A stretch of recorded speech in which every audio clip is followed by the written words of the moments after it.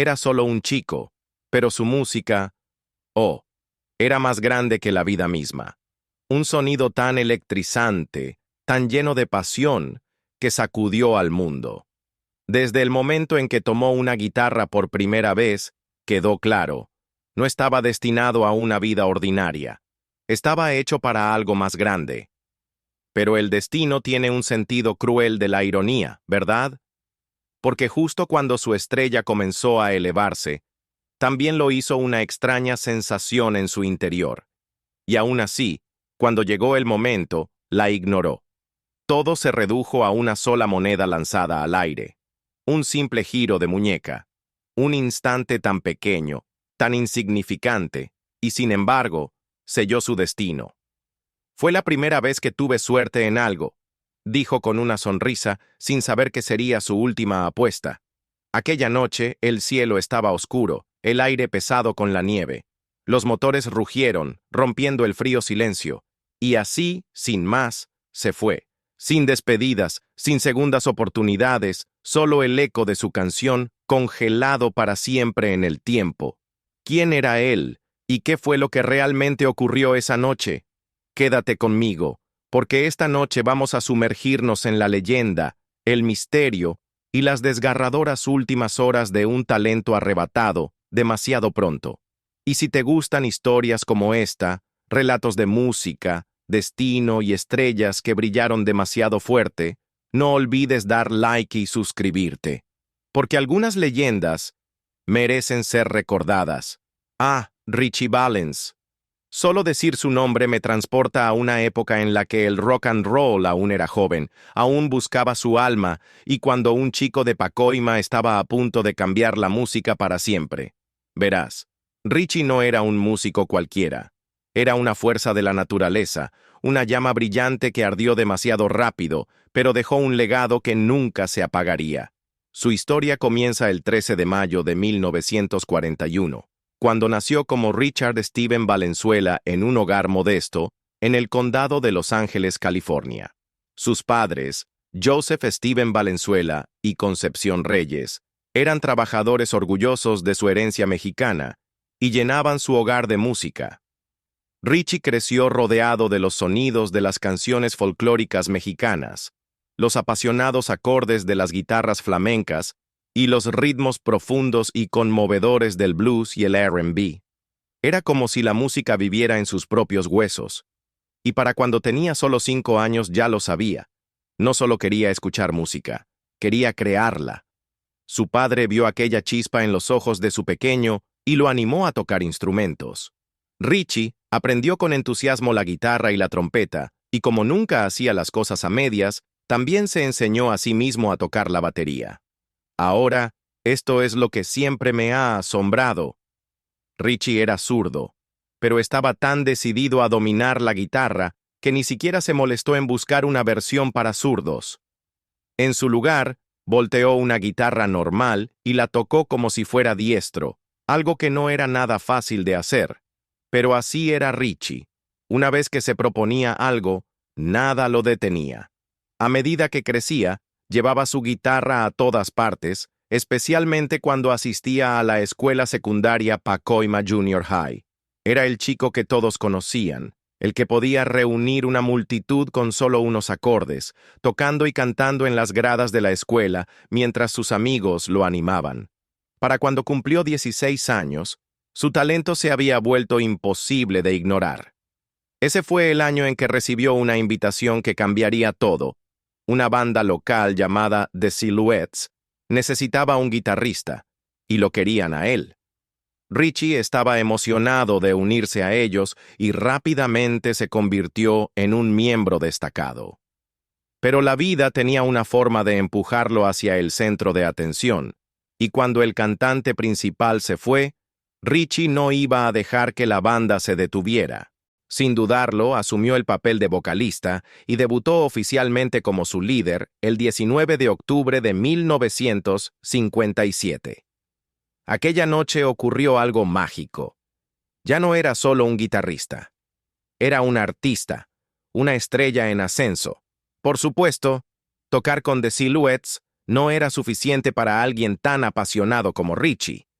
Tocaba donde pudiera, en fiestas, bailes escolares, reuniones vecinales, en cualquier lugar donde hubiera un público dispuesto a escucharlo.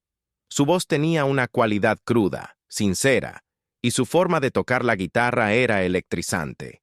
No se limitaba a imitar a las estrellas de la época. Estaba creando algo nuevo, mezclando los sonidos de su herencia con el rock and roll que amaba. La gente no podía tener suficiente de él, y aunque solo era un adolescente, ya se veía, estaba destinado a algo más grande. La forma en que tocaba, la forma en que cantaba, la manera en que ponía su alma en cada nota, era como si supiera que no tenía todo el tiempo del mundo, como si necesitara aprovechar cada segundo. Y que no quede duda, Ritchie Valens apenas estaba comenzando. Verás, para 1958 ya estaba causando revuelo en el Valle de San Fernando, ganándose la reputación de ser un joven prodigio. Solo tenía 16 años, pero quienes lo habían visto actuar sabían que era especial. Incluso lo llamaban el pequeño Richard regional, en referencia a su energía electrizante en el escenario. Y déjame decirte, una vez que lo escuchabas, una vez que veías ese fuego en su actuación, simplemente lo sabías. Este chico no se iba a quedar en lo local por mucho tiempo. La fama de Ritchie eventualmente llegó a los oídos de Bob Keane, el dueño y presidente de Delphi Records, un sello pequeño pero ambicioso en Hollywood. Bob tenía un talento para descubrir estrellas, y cuando escuchó hablar de este joven músico que estaba encendiendo el valle, supo que tenía que verlo con sus propios ojos. Así que, una mañana de sábado, se dirigió a un pequeño cine en San Fernando, donde Ritchie tenía programada una presentación. Y oh, qué espectáculo debió haber sido, este adolescente, guitarra en mano, entregando su alma y corazón a la música como si fuera lo único que importaba en el mundo. Bob Keane no necesitó escuchar otra nota. Estaba convencido. Sin perder tiempo, Keane invitó a Ritchie a su casa en Silver Lake, Los Ángeles. Ahora, esto no era un estudio de grabación lujoso con equipos de última generación. No, el estudio de Bob estaba en el sótano de su casa, un espacio modesto con una vieja grabadora Ampex 6012 de 2 canales y un par de micrófonos Telefunken U87. Pero eso no importaba, no cuando se tenía un talento puro como el de Ritchie. Pasaron horas grabando ese día, solo ellos dos, con Ritchie tocando y cantando como si ya estuviera de pie en el escenario más grande del mundo. Muchas de esas grabaciones serían posteriormente pulidas y regrabadas en los legendarios Gold Star Studios. Pero algunas de esas maquetas crudas y sin retoques aún existen hoy en día, capturadas para siempre en Ritchie Valens, The Lost Tapes. Ahora, déjame contarte sobre un momento que refleja quién era realmente Ritchie, no solo como artista, sino como persona. Ese mismo día, mientras tomaba un descanso de la grabación, se encontró en un teléfono público, llamando a su amada, Donna Ludwig. Y justo allí, en ese momento sencillo, le cantó una canción, una que había escrito solo para ella. Esa canción, por supuesto, fue Donna. Más tarde, se convertiría en uno de sus temas más queridos, una canción que transmitía toda la ternura y sinceridad del amor juvenil. Pero esa no fue la única magia que ocurrió ese día. En ese pequeño estudio en un sótano, Ritchie también grabó una pieza instrumental llamada Ritchie's Blues, un tema en el que, créelo o no, usó un lápiz para tocar parte de la melodía en su guitarra. Así era Ritchie, siempre experimentando, siempre desafiando los límites del sonido. Después de varias sesiones escribiendo letras, ajustando arreglos y perfeccionando su arte bajo la guía de Keane, finalmente llegó el momento. Ritchie estaba listo para entrar en un estudio real, esta vez con una banda completa detrás de él. Pero antes de hacerlo, Bob Keane le hizo una pequeña pero importante sugerencia. Richard Valenzuela, le dijo, era un buen nombre, pero para el público de habla inglesa, algo más corto, algo más pegadizo, podría ayudar. Y así, Richard se convirtió en Richie y Valenzuela en Valens, un nombre digno de una estrella del rock and roll. ¿Y qué debut fue? En una cálida tarde de julio de 1958, Richie entró en los Gold Star Studios, se acercó al micrófono y grabó sus primeras pistas oficiales, Come On, Let's Go, un electrizante himno de rock and roll, y Framed, un cover de una canción de los legendarios compositores Jerry Leiber y Mike Stoller. Desde ese momento no hubo vuelta atrás. Richie Valens estaba oficialmente en camino a la fama, pero fue su siguiente disco el que realmente sellaría su lugar en la historia. El sencillo doble Donna y La Bamba, dos canciones que no podían ser más diferentes, pero que ambas llevaban su inconfundible estilo. Una era una tierna balada de amor, escrita para la chica que había capturado su corazón, y la otra, una audaz y apasionada adaptación rockera de una canción folclórica mexicana que había sido transmitida por generaciones. Con La Bamba, Richie hizo algo que nunca se había hecho antes. Llevó las raíces latinas al rock and roll comercial. Esa canción se convertiría en su legado, inspirando a generaciones de músicos latinos que seguirían sus pasos. Y aunque su tiempo con nosotros fue desgarradoramente corto, su historia vivió. En 1987, Hollywood llevó su vida a la pantalla grande con La Bamba, protagonizada por Lou Diamond Phillips como Richie y Esai Morales como su medio hermano Bob Morales.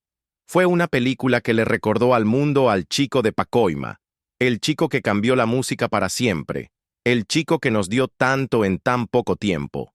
Ah, el invierno de 1959.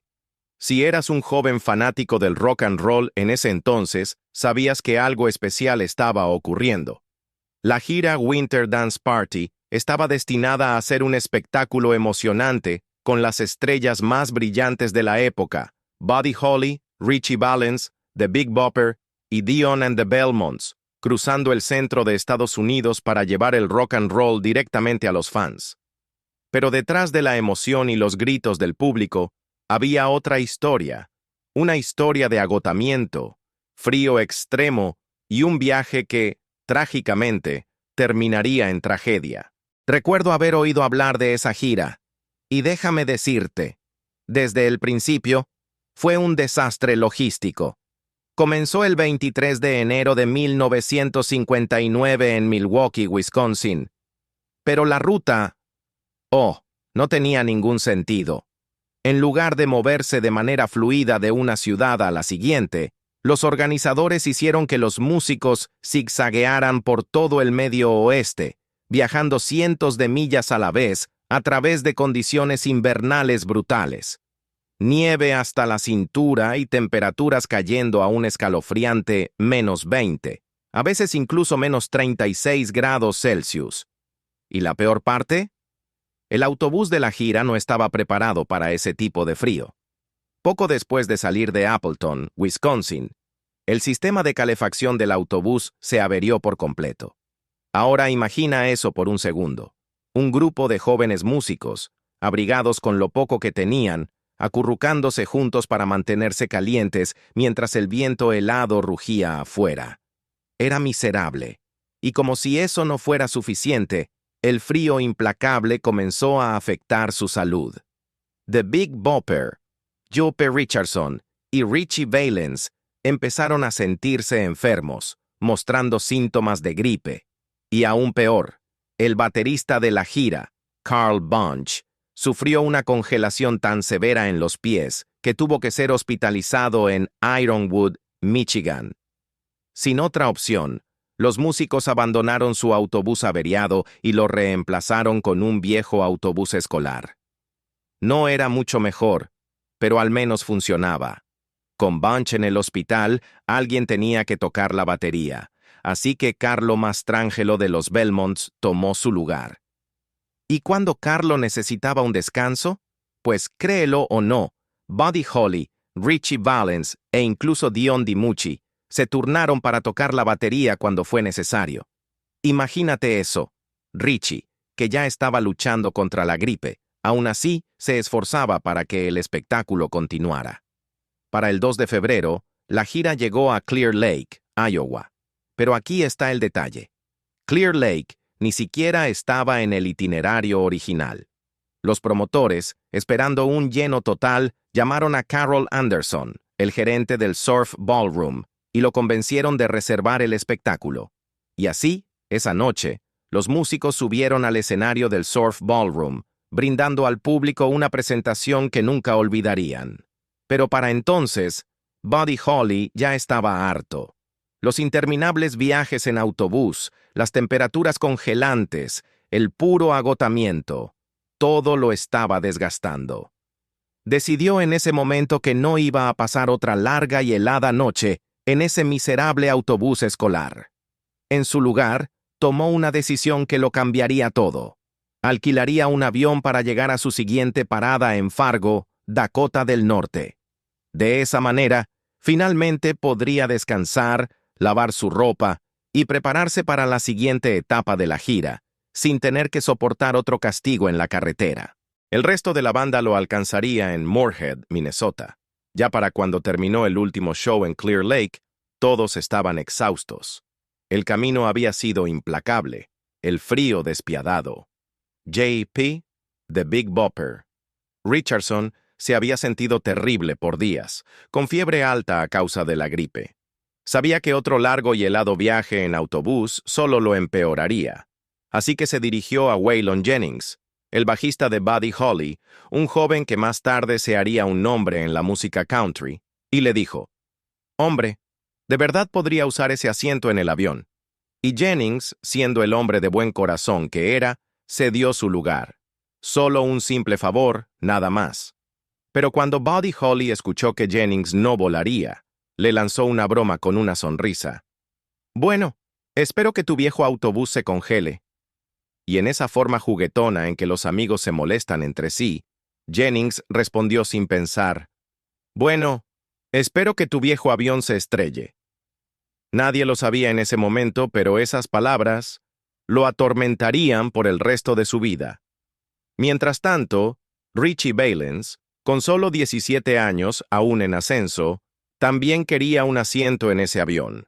Siempre había sentido inquietud al volar, pero esa noche, el autobús parecía la peor opción. Tommy Allsup, el guitarrista de Holly, debía ocupar uno de los asientos, así que, en ese camerino, justo antes de partir, Ritchie sugirió lanzar una moneda para decidirlo. Bob Hale, un DJ local de Crib AM, sacó una moneda y la lanzó al aire. Cayó, y así, Valens ganó el asiento. Al embolsarse la victoria, sonrió y dijo: «Es la primera vez que tengo suerte en algo». «Oh, Ritchie, si tan solo hubieras sabido». Con los pasajeros decididos, las tres jóvenes estrellas, Buddy Holly, Ritchie Valens y The Big Bopper, fueron llevadas al aeropuerto municipal de Mason City. El clima no era el mejor. Una leve nevada caía, vientos fuertes de 20 millas por hora y una visibilidad de 6 millas bajo un oscuro cielo invernal. Pero Roger Peterson, el piloto de 21 años, estaba confiado. No había sido completamente entrenado para volar solo con instrumentos, y los informes meteorológicos que recibió no eran tan detallados como deberían haber sido. Aún así, subió a la cabina de ese Beechcraft Bonanza, preparándose para el corto vuelo. Exactamente a las 12:55 de la noche del 3 de febrero de 1959, el pequeño avión despegó de la pista 17, ahora pista 18. En la torre de control, Jerry Dwyer, el dueño del servicio de vuelos, se encontraba afuera en una plataforma observando cómo la luz de cola de la aeronave desaparecía en la noche. Esperaba contacto por radio de Peterson en cuestión de minutos, pero a la 1 de la mañana, nada. Dwyer ordenó intentos repetidos de comunicación con el piloto. Estática, silencio. Algo estaba mal. Pasaron 2 horas antes de que el avión fuera reportado oficialmente como desaparecido. Y no fue hasta la mañana siguiente que el propio Dwyer tomó otro avión y siguió la ruta que Peterson debía haber tomado. Apenas minutos después de despegar, a las 9:35 de la mañana, lo vio: los restos del avión. un amasijo roto y destrozado en un congelado campo de maíz, a apenas 6 millas del aeropuerto. Bill McGill, de la oficina del sheriff, fue el primero en llegar al sitio. Encontró que la aeronave se había estrellado contra el suelo a una velocidad estimada de 170 millas por hora, volcando y dando tumbos por más de 500 pies antes de detenerse, encajada contra una cerca. El ala derecha había impactado primero, enviando el avión a una espiral mortal. Buddy Holly y Ritchie Valens fueron hallados cerca del fuselaje, sus cuerpos lanzados fuera de la aeronave. The Big Bopper había sido arrojado al otro lado de la cerca, en un campo de maíz vecino, mientras que Roger Peterson, el piloto, permanecía atrapado en los restos destrozados del avión. Carol Anderson, el hombre que había recibido a Buddy, Ritchie y The Big Bopper en el escenario apenas unas horas antes, ahora enfrentaba una tarea impensable: identificar sus cuerpos. La alegría del rock and roll había llenado el Surf Ballroom esa noche, pero en la mañana, ese mismo mundo había quedado destrozado. El forense del condado, Ralph Smiley, lo hizo oficial, aunque la verdad ya se había asentado en lo más profundo de los corazones de quienes los amaban. Trauma cráneoencefálico severo. Muerte instantánea. Así, 3 de las estrellas más brillantes del rock and roll se habían ido. Sin encore, sin segundas oportunidades. El mundo nunca escucharía el próximo éxito de Buddy Holly, nunca vería a Ritchie Valens convertirse en la leyenda que estaba destinado a ser, nunca oiría la risa resonante de The Big Bopper llenar una habitación de nuevo. Años después, el peso de esta pérdida se convirtió en canción, cuando Don McLean la llamó American Pie, y en ella lamentó lo que todos sabíamos en nuestros corazones. El 3 de febrero de 1959 fue el día que la música murió. No fue solo un accidente, fue el fin de una era, el silenciamiento de voces que apenas comenzaban a dar forma al futuro de la música. Pero el dolor no terminó ahí. El rock and roll tenía más tragedias reservadas. Apenas un año después, en 1960, otro pionero, Eddie Cochran, encontró su propio final prematuro mientras estaba de gira en Inglaterra. Tenía solo 21 años. El dolor de perder a sus amigos nunca lo abandonó, y en su memoria grabó una canción llamada Three Stars, un tributo a aquellos que se fueron demasiado pronto. Cada verso fue dedicado a uno de ellos, comenzando con Ritchie Valens. Ritchie, todos me llaman solo un chico, pero tú solo tenías 17. 17. Apenas lo suficiente para soñar, y sin embargo, ya había cambiado el mundo. Ritchie Valens fue sepultado en el cementerio de la Misión de San Fernando en Mission Hills, California. Un descanso final para un chico que había dado tanta vida a la música que amaba. Y justo a su lado, como si aún cuidara de su hijo, descansa su querida madre, Concha, quien falleció en 1987. Ahora, en el descanso eterno, están juntos una vez más, madre e hijo, por siempre lado a lado. Y así, Ritchie Valens se volvió inmortal, no solo en la memoria, sino en el ritmo de cada acorde, en el espíritu de cada voz que se atreve a soñar. Su tiempo fue breve, pero su impacto, eterno. La bamba aún suena, su nombre aún resuena, y su historia aún nos conmueve, décadas después. Si su historia te conmovió, no olvides dar like, suscribirte y activar la campanita, porque hay muchas más leyendas esperando ser contadas. Hasta la próxima, mantén viva la música.